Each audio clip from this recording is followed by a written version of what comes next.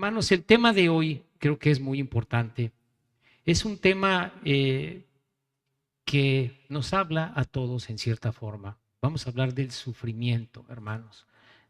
Cuando Dios pone un aguijón en nosotros.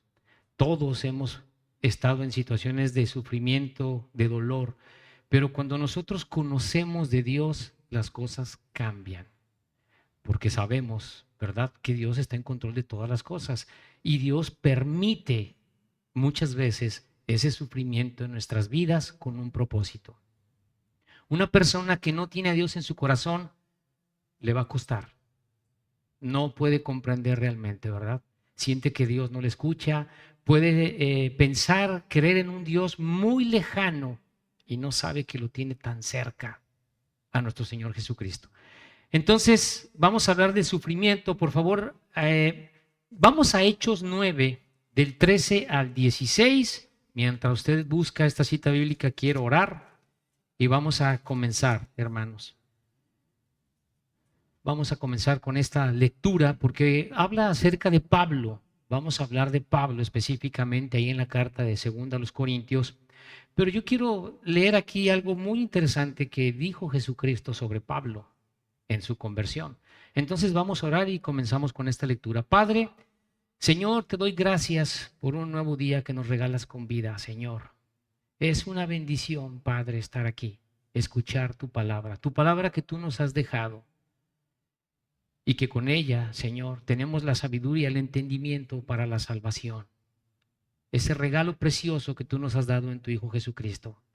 Te pido, Señor, que me guíes en este mensaje, que toques los corazones de los que ya tenemos una relación contigo para descansar en ti y los que no te conocen, Señor.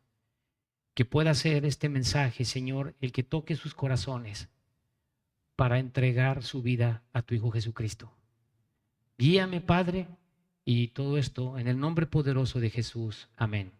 Hechos 9, del 13 al 16. El libro de Hechos, en este capítulo 9, nos habla de la conversión de Pablo. Como ustedes saben, Pablo era un joven fariseo de buena familia que perseguía la iglesia de Cristo, porque eso le enseñó su religión, que él tenía que perseguir cristianos y matarles. Entonces, en esa conversión, yo voy a brincarme hasta el capítulo 13, porque ya sabemos que Pablo va camino hacia Damasco, se le aparece Jesucristo, él queda ciego en ese momento, y después manda Dios a un hombre, Ananías, para que vaya y se presente con él para que Pablo recupere su vista. Ya conoce la historia. Entonces voy a ir hasta el versículo 13, cuando dice esto, Ananías, a la instrucción que le ha dado Cristo de ir a donde está Pablo. Dice, entonces Ananías respondió, Señor, he oído de muchos acerca de este hombre. ¿Cuántos males ha hecho a tus santos en Jerusalén? Porque sabían que los perseguía y los mataba. Entonces, pues la verdad tenía miedo, ¿verdad? No, Señor, me estás mandando con él y es de cuidado. En el 14 dice, y aún aquí tiene autoridad de los principales sacerdotes para prender a todos los que invocan tu nombre. Le está diciendo Ananías, mira, Señor, aquí hay un hombre que le han dado poder los líderes religiosos para prender a todo el que invoca tu nombre. ¿Por qué, hermanos? Porque la salvación viene en invocar el nombre de Jesucristo. Entonces dice, mira, él está persiguiéndonos y me mandas con él. Pero mire lo que le dice Jesucristo, versículo 15. El Señor le dijo, ve, porque instrumento escogido me es este, hablando de Saulo, que después es Pablo, para llevar mi nombre en presencia de los gentiles y de reyes y de los hijos de Israel. El 16, quiero por favor que le ponga atención, porque yo le mostraré cuánto le es necesario padecer por mi nombre. Eso le dijo Jesucristo a este hombre Ananías. Él va a saber lo que le va a costar padecer por mi nombre. Si alguien padeció, hermanos, de los apóstoles, es Pablo. Pablo vivió, hermanos, en su ministerio de todo. Ataques, estuvo preso, lo golpearon hasta casi no se sabe si causarle la muerte, pero que lo daban por muerto. Entonces fue un hombre, hermanos, que Dios usó y le costó mucho.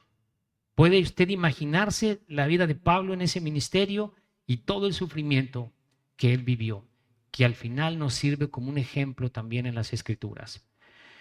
Ahora yo quiero decirle algo importante, hermano. Satanás tiene dardos para atacar, sobre todo a los creyentes. No todo el sufrimiento eh, es a veces por una disciplina. Dios también permite sufrimiento en los creyentes para un crecimiento espiritual. A veces también hay sufrimiento por disciplina, hermanos. Dios trabaja con nosotros, pero no siempre es así. ¿Me explico? Cualquiera de las dos situaciones, Dios está en control de eso. Ahora sí vamos a nuestra lectura base, que es en segunda a los Corintios, y vamos a leer aquí en el capítulo 12 los versículos del 1 al 10 y vamos a ir explicando. Aquí Pablo, hermanos, en el contexto, él continúa expresándose sobre los falsos predicadores y habla de una bendición, pues poco común, el privilegio que tuvo Pablo de ir al cielo, como lo tuvo Juan también cuando estaba en la isla de Patmos y el Señor lo sube al cielo para escribir el libro de Apocalipsis. Bueno, Pablo en su ministerio también tuvo ese privilegio de ir al cielo, hermanos. Entonces, aquí vamos a resaltar algo importante en esta lectura, el método que Dios usó para mantener a Pablo en humildad, porque Pablo dice que él prefiere gloriarse en sus debilidades por causa del Evangelio de Cristo. ¿Ya está usted ahí? Dice en el versículo 1, ciertamente no me conviene gloriarme, pero vendré a las visiones y a las revelaciones del Señor. Conozco a un hombre en Cristo que hace 14 años, si en el cuerpo, no lo sé, si fuera del cuerpo, no lo sé, Dios lo sabe, fue arrebatado hasta el tercer cielo. Pablo tuvo visiones, revelaciones, es lo que podemos leer. En ese camino del Evangelio, Jesús se le apareció muchas veces a Pablo para darle instrucciones, para darle dirección, ánimo, ¿ok? Pero hermanos, Pablo habla en tercera persona para que la honra y la gloria sea para Jesucristo. Dice que fue al tercer cielo. Nosotros en las Escrituras entendemos que el primer cielo es el cielo atmosférico, lo que ve nuestra vista. El segundo cielo, el universo, el sol, los planetas, el universo es el segundo cielo. El tercer cielo es donde mora Dios.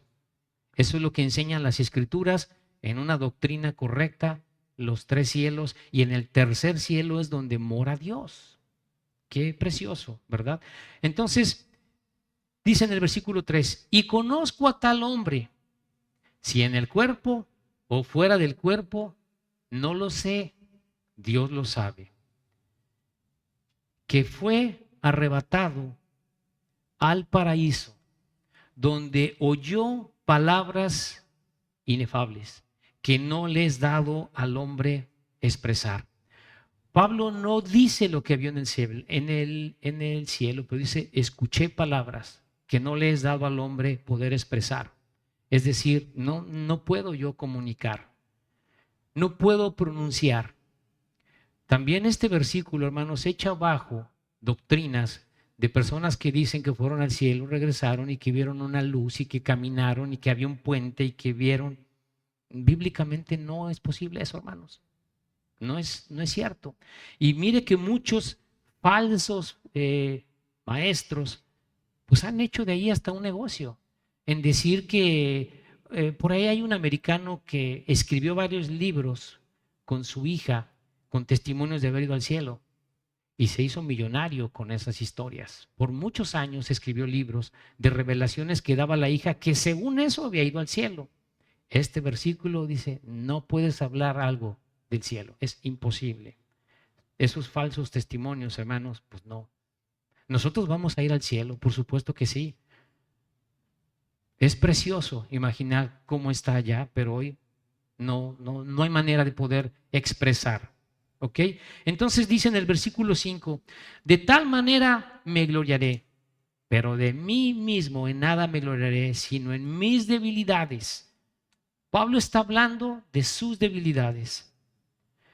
Sin embargo, si quisiera gloriarme, no sería insensato, porque diría la verdad, pero lo dejo para que nadie piense de mí más de lo que en mí ve u oye de mí. ¿Quién es Pablo? Un hombre que Dios usa para hablar del Evangelio. Y dice Pablo, que eso hablen de mí. Pablo podría, pues, gloriarse, hermanos, yo fui al cielo. En una forma razonable diría, me regocijo en el Señor, que tuve la dicha de ir al cielo. No, me voy a gozar en mis debilidades, no en eso sobrenatural que pasó en mi vida de ir hasta el cielo. Entonces Pablo se regocija en el sufrimiento por causa del Evangelio, ¿verdad? Como dice él, no sería insensato, hablaría cosas verdaderas. Yo fui al cielo. Pero ¿qué pasa? Y vamos a leer más adelante. Dios le puso un medicamento para, hey Pablo, no quiero que te vayas a crecer. Quiero mantenerte humilde, y en su soberanía de Dios le pone un aguijón en la carne a Pablo. ¿Se entiende lo que estamos leyendo? Entonces, dice en el versículo 7, y para que la grandeza de las revelaciones no me exaltase desmedidamente, me fue dado un aguijón en mi carne, un mensajero de Satanás que me abofeté, para que no me enaltezca sobremanera. Aquí algo clave. Dios controló cualquier intento de Pablo de querer sobresalir él mismo, de gloriarse él mismo. Le puso un aguijón en la carne. ¿Y qué es ese aguijón, hermanos? Pues, sin darle muchas vueltas, pues un tema de salud, un tema de enfermedad que le puso a él. Muchos teólogos creen que quizás fue los ojos, porque recuerde que él quedó ciego, quizás toda su vida estuvo batallando con la vista, no sabemos qué, pero le puso un aguijón en la carne a Pablo, y él explica que se lo dio. ¿Para qué? Para que no se exaltase desmedidamente. Ahora, Satanás hace eso con el permiso de Dios. El mundo enseña que tenemos un diablito por un lado y luego Dios está por otro lado, y pues a ver quién puede más. En las escrituras vemos que Satanás no puede hacer nada, nada sin el permiso de Dios. Así como atentó contra Job, que le quitó todo, le quitó sus hijos, le dio una enfermedad terrible, fue el permiso de Dios. Y entonces aquí podemos ver que es el permiso de Dios. Con un claro objetivo, Pablo, tienes esto para evitar un orgullo. Ahora en el versículo 8 dice, respecto a lo cual, a ese aguijón, 3 veces he rogado al Señor que lo quite de mí. 3 veces he rogado al Señor que lo quite de mí. Y me ha dicho, bástate mi gracia, porque mi poder se perfecciona en la debilidad. Por tanto, de buena gana me gloriaré más bien en mis debilidades, para que repose sobre mí el poder de Cristo. Por lo cual, por amor a Cristo, me gozo en las debilidades, en afrentas, en necesidades, en persecuciones, en angustias, porque cuando soy débil, entonces soy fuerte. Esta palabra bástate es una palabra del griego que habla como un cerco para contentamiento. Y le está diciendo Jesucristo, bástate mi gracia. Con algo importante, hermanos, porque mi poder se perfecciona en tu debilidad. El poder de Dios en nuestra vida es perfeccionado cuando nosotros estamos débiles. Cuando nosotros necesitamos de Él, hermanos. Es cuando tenemos una mejor relación con el Señor. Es cuando la persona experimenta a Dios en su vida, cuando se encuentra en una situación así. Hermanos, sabemos que la oración tiene poder. Los que somos creyentes sabemos que Dios se mueve por medio de la oración. Eso es lo que Dios nos ha pedido para tener comunicación con Él. Ora y lee mi palabra. Esa es la forma como nos comunicamos con Dios. Pero hermanos, cuando el plan de Dios, que no conocemos, que es bueno y perfecto para nosotros y no conocemos, a veces esa oración Dios dice, no. ¿Por qué? Hermanos, Pablo era un hombre que le podía pedir al Señor, hablaba con él directamente. 3 veces dice, le rogué. Y Dios dijo, no, su voluntad, no, con un propósito. El Señor literal le habla y dice, bástate mi gracia. Que mi gracia sea suficiente para que tú estés bien. Hubo sufrimiento, hermanos, en hombres de fe en las Escrituras. No solamente de Pablo, ya hablamos de Job. Podemos hablar también de Moisés. Podemos hablar de David. Podemos hablar de muchas mujeres en las Escrituras que pasaron un sufrimiento. Podemos hablar del sufrimiento de los primeros cristianos que comenzaron con la iglesia primitiva en ese primer siglo, cuando empieza el cristianismo, hermanos. Muchos de ellos murieron de una forma brutal, quemados, aventados con los leones. El cristianismo en el primer siglo, en ese primer siglo, creció, hermanos, por el testimonio de ellos. En ese Coliseo, que nos parece una arquitectura preciosa en Roma, pues ahí se cometieron atrocidades para cristianos. Los soltaban ahí a los leones. ¿Y saben qué hacían esos hombres? Jesús es mi Señor. Y viene el animal a matarle. Por esos actos que estaban haciendo, muchos se convertían al Señor.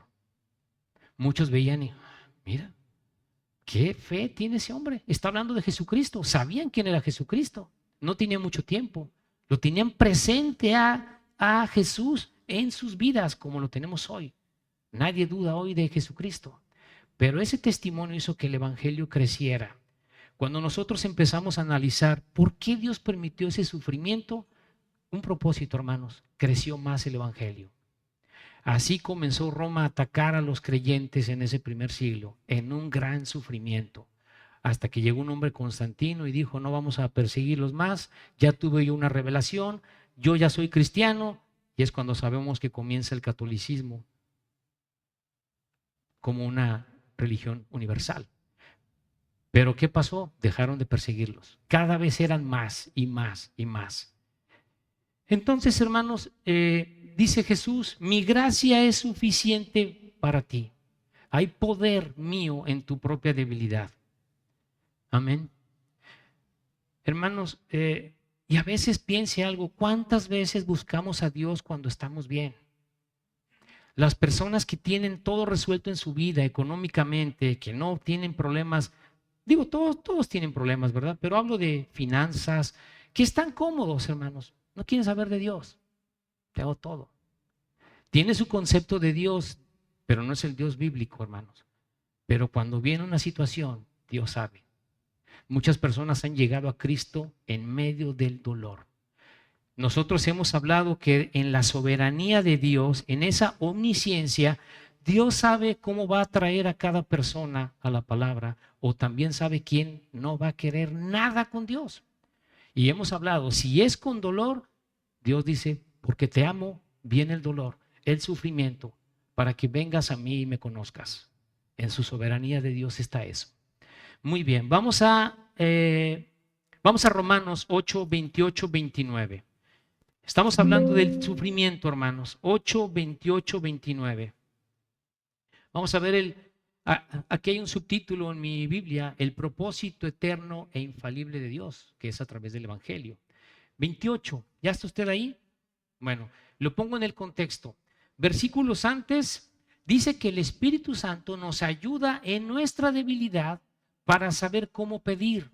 Los que tenemos a Cristo, los que tenemos Espíritu Santo, ese Espíritu Santo que es Dios nos ayuda en cómo orar, me guía en la oración, en la debilidad, cuando estamos en debilidad, porque dice también que Él escudriña los corazones de las personas. Y en el 28 dice el apóstol Pablo, y sabemos que los que aman a Dios, todas las cosas les ayudan a bien.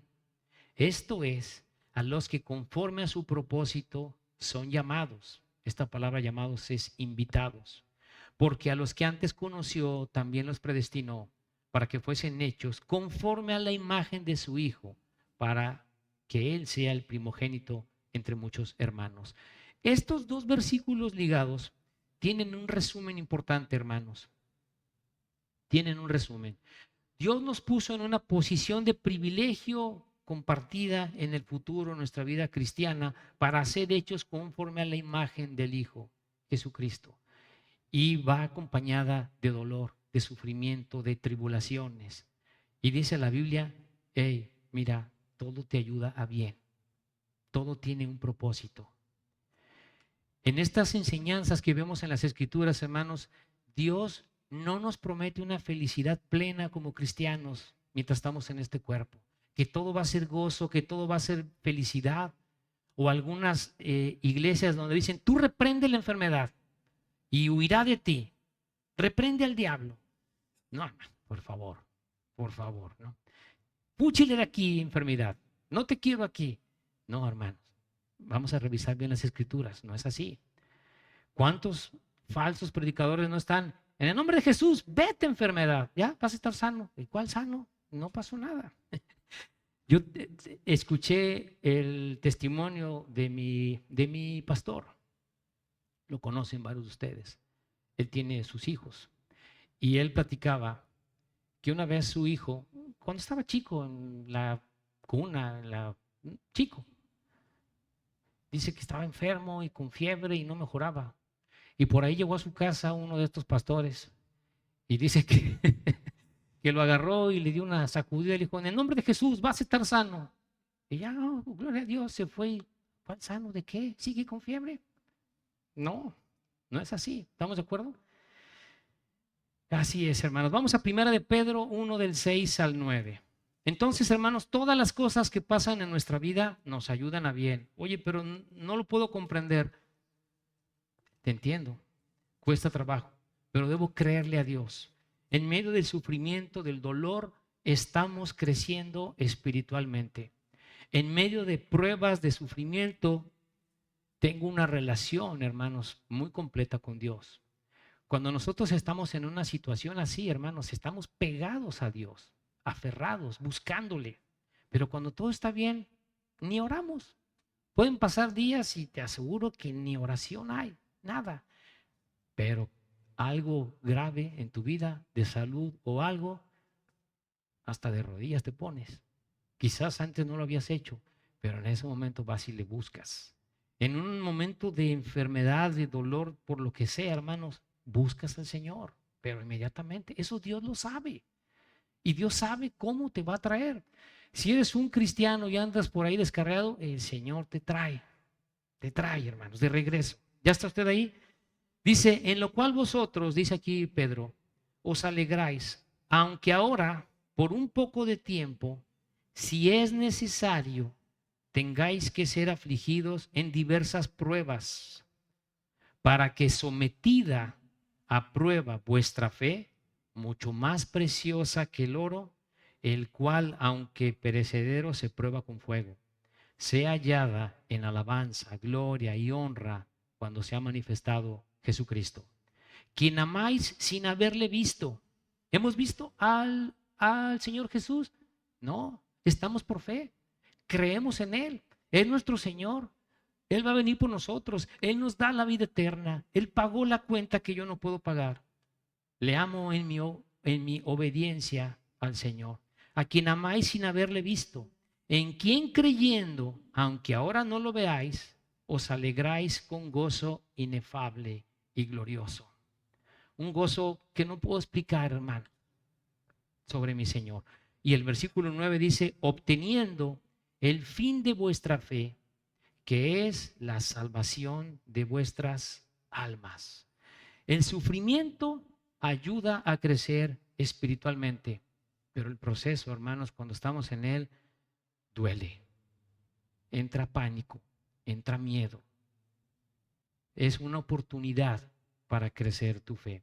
Santiago dice, ¿verdad? Que demos gracias cuando nos encontramos en diversas pruebas, pero ¿cómo? Da gracias a Dios. Porque si yo soy creyente, yo sé que Dios tiene control de todas las cosas. y no es ajeno mi problema a Él. Él lo sabe. Cuando estamos en pruebas, en aflicciones, como lo hemos hablado, hermanos, se pone una intensa búsqueda de nosotros y nos hace recordar sus promesas. Dios trabaja con nuestra fe y cuando es necesario subirla, hermanos, en el amor de Dios está hacerlo y también en nuestro carácter. Entonces Pablo entiende y dice, por tanto, me gloriaré en mis debilidades para experimentar el amor de Cristo, porque en su soberanía de Dios, hermanos, su voluntad de Dios, que es la situación en mi vida y que es la voluntad de Dios, dice que es agradable y es perfecta. Pero ¿cómo lo explicas? Los que entendemos de la Biblia sabemos que es así.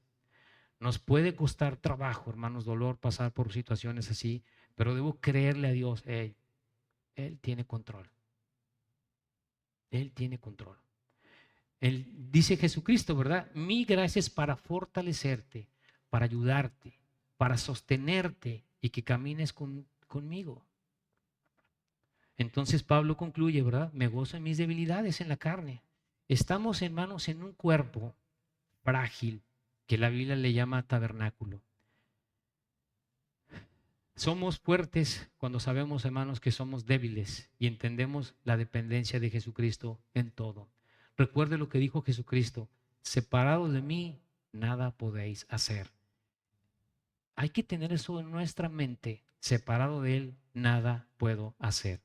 Hermanos, mi cuerpo, mi carne, lo que yo veo, que en este tiempo sufre, que tiene una vida corta, que se puede enfermar, le puede dar cáncer, cualquier enfermedad, cualquier condición en mi cuerpo, en el de mi familia, en el de mis hijos, hermanos, me puede traer dolor en mi vida, que no me explico. Hermanos, hay personas que pasan cargas, aguijones, que les duran toda la vida.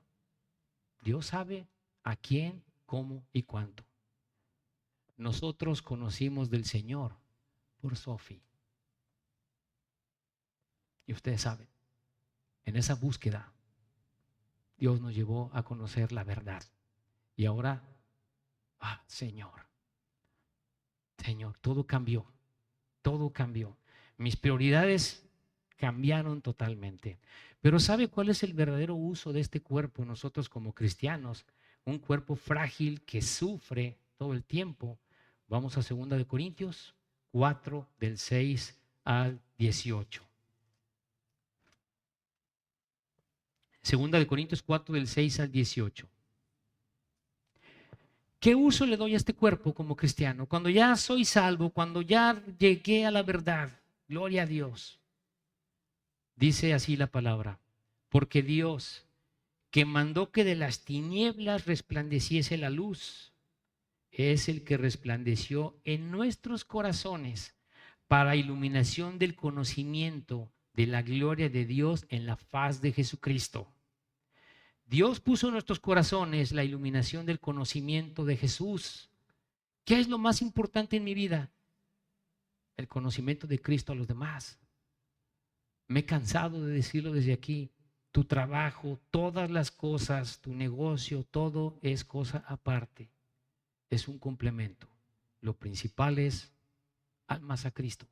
Mi vida entregada al Señor para que conozcan de Él. Eso es lo que estamos leyendo aquí, hermanos.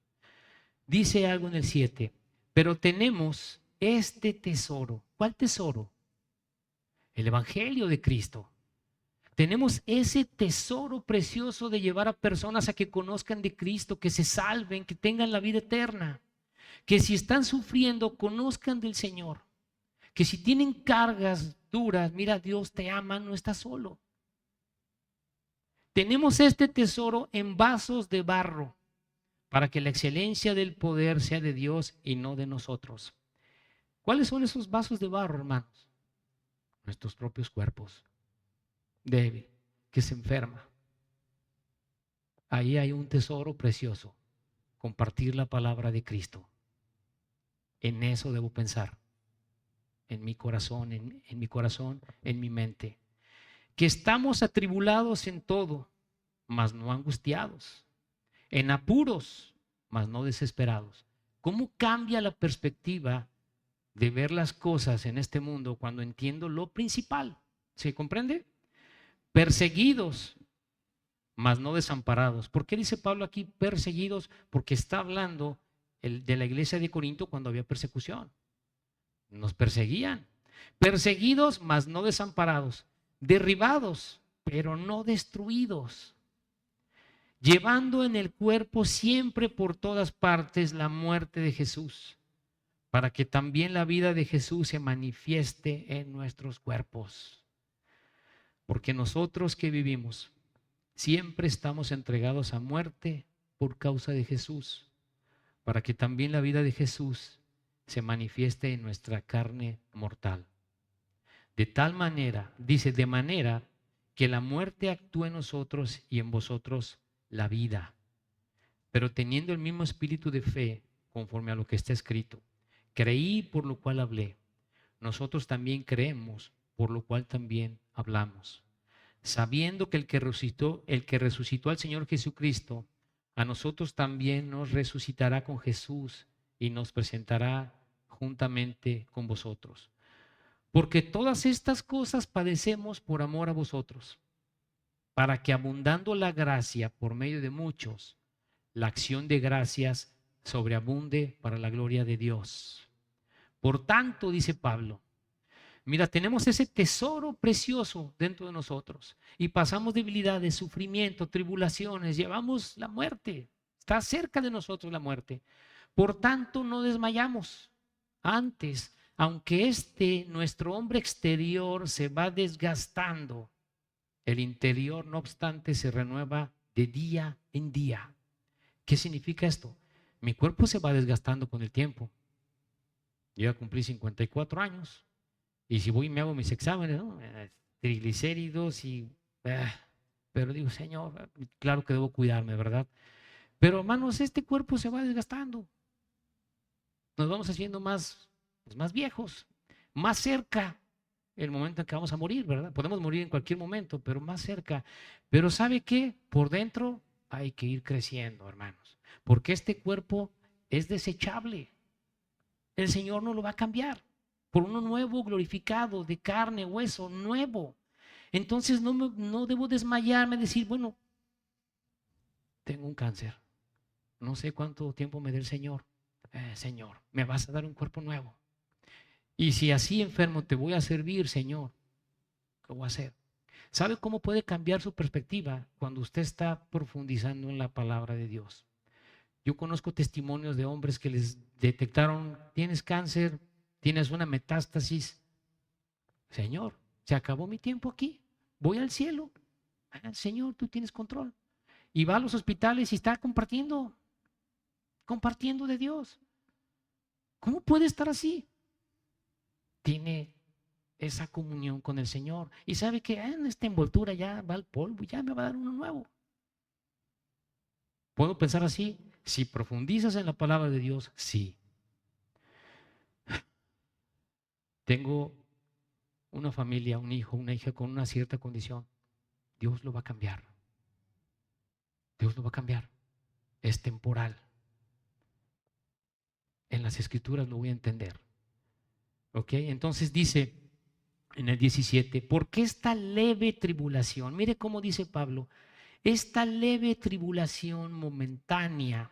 Hermanos, si estoy leyendo el capítulo 4, de Corintios, el aguijón ya está. Pablo ya está sufriendo. No lo narra en el capítulo 12, pero Pablo está sufriendo. Entonces dice, porque esta leve tribulación momentánea produce en nosotros un cada vez más excelente y eterno peso de gloria. Y aquí está la clave. No mirando nosotros las cosas que se ven, sino las que no se ven. Pues las cosas que se ven son temporales, pero las que no se ven son eternas. Nos preocupamos, hermanos, por querer hacer algo en este mundo, por querer crecer, por querer hacer un patrimonio, porque te olvidas que no sabes cuánto tiempo te va a dar Dios. Nadie tiene garantizada la vida, hermanos. Te puedes morir en cualquier momento. Y si no tienes a Dios en tu corazón, el destino es el infierno. Y si tienes a Dios en tu corazón, puedes estar en el punto donde tú sabes que en cualquier momento mueres de un sufrimiento, de un dolor, una enfermedad, Señor, te voy a ver ya. ¿Cambia todo? Cambia todo. Entonces, hermanos, Dios puso el evangelio en nuestros cuerpos frágiles, que vivimos tribulación, angustia, sufrimiento, expuestos a la muerte en cualquier momento. Y nunca dejamos de pasar pruebas, hermanos. Salimos de una y ahí viene otra, hermanos. Un problema, y ahora otro problema. Y Pablo dice, ¿verdad? Derribado, pero no destruido. Hay veces que nos sentimos así, hermanos. Hay veces que pasamos momentos duros en la vida. Entonces piensa esto, hermanos. Hay momentos de sufrimiento, de tribulación. No debo vivir angustiado. No debo estar desesperado, porque se cumple la voluntad de Dios en lo que sea en mi vida. ¿Es la voluntad de Dios? Sí. ¿Él lo provocó? Puede ser. ¿Él lo ha permitido? Puede ser. En cualquiera de los dos casos, Dios está en control. Te puso una carga en tu familia, en algo de dolor, de sufrimiento con tus seres queridos, que no sabes por qué. ¿Es voluntad de Dios? Sí. Y puede ser para que tú le conozcas.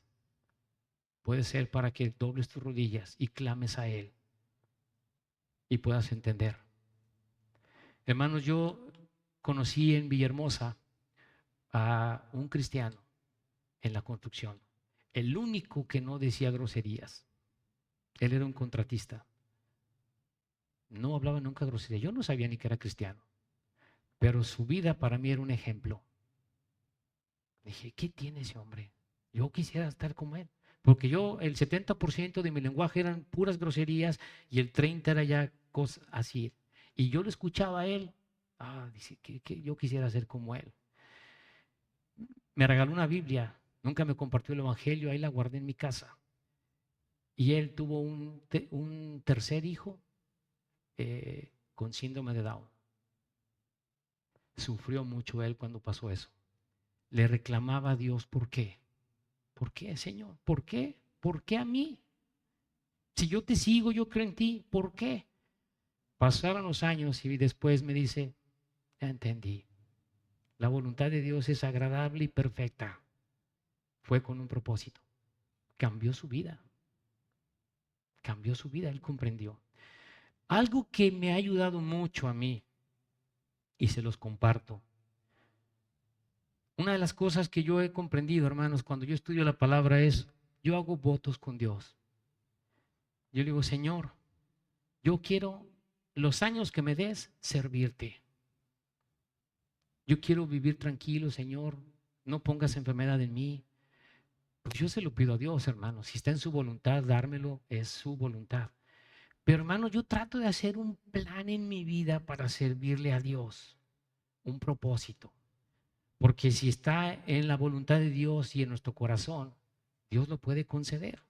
Señor, yo quiero trabajar para ti, que no me falte nada. Señor, yo no quiero pasar pruebas de dolor, de sufrimiento. Por favor, Señor. Se lo pido constantemente. Si es su voluntad, me lo puede conceder. Pero yo aquí, yo quiero un plan. Señor, yo quiero hacer esto, esto, esto para ti. Mi prioridad vas a ser tú. Me siento en paz. ¿Qué va a pasar conmigo? No sé, hermanos. No sé. A mí cuando me dio COVID, cuando estaba muy fuerte el COVID, ese Delta, que era el que daba los pulmones, hermanos, yo la verdad no me cuidaba y no por eso, no, sí creía en eso, claro que sí, hermanos, pero no me cuidaba, hermanos, no me cuidaba. Y cuando me dio, yo me encerré en mi baño y me puse de rodillas. Señor, no me cuidé, perdóname, fui un irresponsable. Pero yo recordé, Señor, yo te he prometido servir, cuídame la vida. Porque veía varios que conocía que estaban muriendo, hermanos. Yo me de rodillas le dije, Señor, por favor, que no me pase nada. Su voluntad, hermanos, pues no me pasó nada, ¿verdad? Pero yo hablé con el Señor, perdóname porque no me cuidé. A mí me sacaron del SAMS por no traer cubrebocas, porque se me olvidaba y me metí así. Y no era por rebeldía, hermanos. Se me olvidaba. Una vez uno de seguridad me acompañó hasta la puerta. Pero cuando me vi en la enfermedad, me puedo morir. Ahí sí, Señor. ¿Ok? Conclusiones, hermanos, para terminar. Conclusiones rápidas con respecto al sufrimiento. Dios no me promete que yo voy a tener una vida de dulzura aquí porque soy cristiano. Eso no, hermanos. Eso Dios me lo promete en la vida eterna, cuando me cambie el cuerpo. Otra cosa para comprender, el sufrimiento no quita el amor de Dios. Dios está ahí. Pero Dios, hermanos, nos da una respuesta del sufrimiento en las Escrituras. ¿Y qué comprendemos? Todo me ayuda bien y todo tiene un propósito. ¿Cómo debo reaccionar en situaciones de sufrimiento? Tengo ejemplos en las Escrituras para saber cómo debo reaccionar. Tenemos el ejemplo de Job. Tenemos el ejemplo de Noemí. ¿Usted conoce la historia de Noemí? Que le quitó a los hijos y llegó atribulada, ¿verdad? Triste. Y dice, Dios me ha puesto en esta situación. Todas sus cargas de ellos, su sufrimiento, hermanos, lo llevaron a Dios. Ellos sabían que Dios estaba en control. Sus cargas las pusieron a Él. Entonces, ¿cómo debo reaccionar? Al Señor. ¿Ok? Sabían que dependían de Él para el auxilio en ese sufrimiento. ¿Qué aguijón tienes que cargues ahorita en tu vida? Sea físico, sea espiritual. Recuerda algo, no estás solo, no estás sola. Las cosas con las que tú vives, las condiciones de enfermedad en casa, en todo, no estás solo. Dios te ama. Dios te quiere salvar y te quiere dar la vida eterna. Y quizás eso que tienes ahí, que te duele, que estás cargando con Él por muchos años, quizá Dios lo está usando para que te entregues a Él. Quizá Dios lo use para que te entregues a Él, porque así fue como yo llegué a Cristo y mi esposa. Así llegamos. Si tú estás aquí sentado y no tienes a Cristo en tu corazón, no tienes una relación personal con Él, que es lo que me salva, una relación personal con Jesucristo, y estás pasando dolor, sufrimiento, es una oportunidad para que entiendas que Jesús es el único camino para darte la vida eterna, para que tú descanses en Él y le entregues tu corazón. Tenemos el ejemplo más grande de dolor y de sufrimiento en la cruz. Dios se hizo hombre y tuvo un sufrimiento, hermanos, terrible, narrado en los evangelios. Ese es el amor de Dios, dolor. ¿Cuál fue el amor de Dios hacia nosotros? Dolor, sufrimiento en una cruz para pagar una cuenta que nadie puede pagar. Nadie podemos pagar. Yo soy bueno. No, dice la Biblia que no hay uno solo bueno. Soy pecador y necesito a Jesús en mi corazón para tener la salvación. Entrégale tu corazón a Cristo. Necesitas una convicción aquí para poderle invocar y tu vida va a cambiar. Y si hay sufrimiento, situaciones de dolor con las que estás cargando, aguijones, como le llama la palabra, tienes cercano a Jesús para que lleves esa causa a Él, siendo tu Señor. Vamos a orar. ¿Te gustaría saber si tienes un lugar seguro en los cielos? Yo quiero decirte que en la Biblia Dios nos dice que Él quiere que sepamos cómo tener un lugar seguro en el cielo cuando morimos. Yo te quiero explicar con la Biblia cómo puedo tener esa seguridad. Porque al final todos vamos a morir. Con la Biblia, estrictamente con la Biblia, yo te quiero llevar paso a paso cómo puedes tú tener esa seguridad de la salvación de tu alma y la vida eterna. Y para ello voy a ir al libro de Romanos. El libro de Romanos, en el capítulo 3, en el versículo 23, dice así la palabra: por cuanto todos pecaron y están destituidos de la gloria de Dios. Lo primero, yo necesito estar de acuerdo con Dios en que soy pecador. Si yo no estoy de acuerdo con Dios en que soy un pecador, no hay manera que yo me pueda salvar. Necesito reconocerme ante Dios en la situación en la que estoy. Tengo una conciencia. Todos tenemos una conciencia, sabemos lo que es malo, lo que es bueno. Sabemos que somos pecadores cuando somos honestos. Y es lo primero. Primer paso, me reconozco pecador ante Dios. Ahora quiero decirte algo. Dios es un Dios santo. Es un Dios santo que tiene que juzgar el pecado. Él nos ama, pero tiene que juzgar el pecado. No lo puede dejar así. Dice Romanos 6:23, porque la paga del pecado es muerte, mas la dádiva de Dios es vida eterna en Cristo Jesús, Señor nuestro. Me quiero detener en esta primera parte del versículo 23. Dice, porque la paga del pecado es muerte. Bueno, ¿a qué muerte se refiere? ¿Será que yo me muero y todo terminó ahí? No está hablando de la muerte física, está hablando de la muerte espiritual. Y para ello te quiero llevar al libro de Hebreos 9:27. En este versículo dice la palabra, y de la manera que está establecido para los hombres, que mueran una sola vez, y después de esto, el juicio. Después de que morimos hay un juicio, o al cielo, o al infierno. Entonces, ¿a qué muerte se refiere? Regresando a Romanos 6:23, cuando dice, porque la paga del pecado es muerte. Ya vimos que después de que muera hay un juicio. ¿A qué muerte se refiere? A la muerte segunda. Y para ello, vamos al libro de Apocalipsis, en el capítulo 21, versículo 8, dice así la palabra de Dios. Pero los cobardes e incrédulos, los abominables y homicidas, los fornicarios y hechiceros, los idólatras y todos los mentirosos tendrán su parte en el lago que arde con fuego y azufre, que es la muerte segunda. La muerte segunda. Dice todos los mentirosos. ¿Has mentido alguna vez? Yo sí. Yo creo que todos hemos mentido. Una mentira es suficiente para que Dios nos condene en el infierno. No podemos salvarnos por nuestro propio pie. Hemos estado en religiones y nos han enseñado que debemos de salvarnos por nuestras obras, por nuestro comportamiento. Pero la Biblia no enseña eso. Nadie se puede salvar por sus propias obras. Dice en Efesios 2:8-9, por gracia sois salvos por medio de la fe. Esto no de vosotros, pues es don de Dios. No por obras, para que nadie se gloríe. Eso dice Efesios 8:9. Nadie se salva por sus obras, porque todos somos pecadores. Entonces, ¿cómo me salvo en la Biblia? Ya entendí que soy pecador. Ya entendí que Dios tiene que juzgar el pecado. Ya entendí cómo, en una muerte segunda, lago que arde con fuego y azufre. Pero ¿sabes una cosa? Dios hizo un plan para salvarnos. Precioso. ¿Sabes cómo? En Cristo Jesús.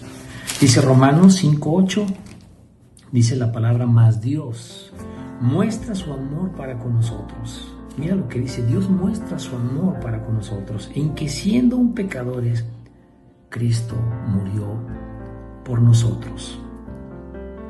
Lo que me salva en la Biblia es creerle a Dios. Necesito la fe.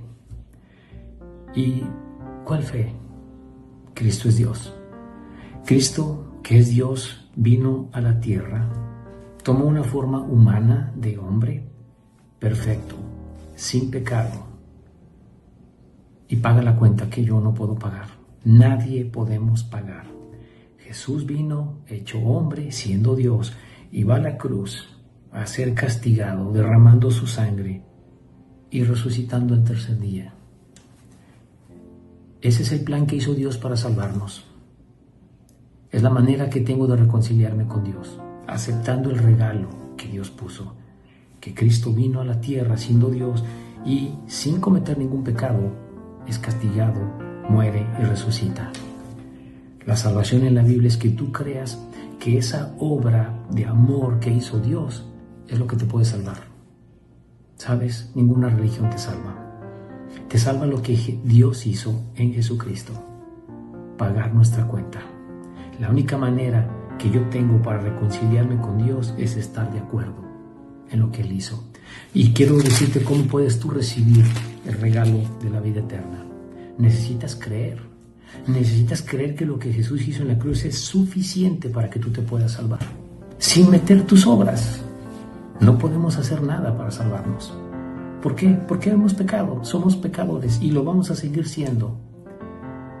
Dice Romanos 10:9, que si confesares con tu boca que Jesús es el Señor y creyeres en tu corazón que Dios le levantó a los muertos, serás salvo. Él te dice en la palabra, serás salvo si crees en tu corazón. El versículo 10 dice, porque con el corazón se cree para justicia, pero con la boca se confiesa para salvación. Hay dos cosas que necesito para tener la salvación. Creer con todo mi corazón para justicia. ¿Qué debo creer? Que lo que hizo Jesús es suficiente. Debo creer que no son mis obras las que me salvan, sino lo que Él hizo en la cruz. Debo creer que es la única manera que yo tengo de reconciliarme con Dios, que Él ha pagado mi cuenta en la cruz, con su muerte y su resurrección. Creer con todo mi corazón. ¿Y qué es creer con todo mi corazón? Con todo mi pensamiento, mis sentimientos, con mi voluntad. Es suficiente para que yo tenga perdón. Lo que tú hiciste, Señor, en la cruz. Y hacerlo tu Señor. La palabra Señor en la Biblia se traduce autoridad soberana. Para que tú tengas salvación, tú necesitas recibir a Cristo en tu corazón como tu autoridad soberana, tu Señor. Por eso dice, ¿verdad?, el versículo 10, porque con el corazón se cree para justicia, pero con la boca se confiesa para salvación. Dice el versículo 13, porque todo aquel que invocar el nombre del Señor será salvo. ¿Cómo me puedo salvar? Tengo que invocar a Cristo. Tengo que estar de acuerdo con Él en que yo soy pecador y necesito su perdón. Necesito reconciliarme con Dios por lo que Él hizo en la cruz. No tengo otra forma de salvarme bíblicamente. Donde tú te encuentres, si tú crees que esto es la verdad, tú le puedes pedir a Cristo que te perdone, que sea tu Señor, en una oración sencilla, donde tú te encuentres, manejando, te puedes parar a un lado, en tu casa, al lado, en tu cama, en una silla. Tienes que invocarle a Cristo. Yo te puedo guiar en una oración si tú crees esto. Puedes orar así. Jesús, te pido que me perdones. Reconozco que soy un pecador, pero creo que tú me has perdonado con tu obra de amor en la cruz. Te doy gracias por la vida eterna, Jesús. Te acepto en mi corazón como mi Señor y mi Salvador. Amén. Si tú haces esa oración con todo tu corazón, esa es tu salvación. No puedes hacer otra cosa más que aceptar lo que Dios ha hecho para salvarte. Quiero leerte este último versículo aquí en el libro de 1 de Juan 5:12. Dice así la palabra: el que tiene al Hijo tiene la vida. El que no tiene al Hijo de Dios no tiene la vida. Necesito al Hijo para tener la vida. ¿Y cómo? Ya vimos cómo. Invocándole con nuestra boca que nos perdone. Espero de todo corazón que tú ores y le pidas a Cristo que sea tu Señor. Gracias.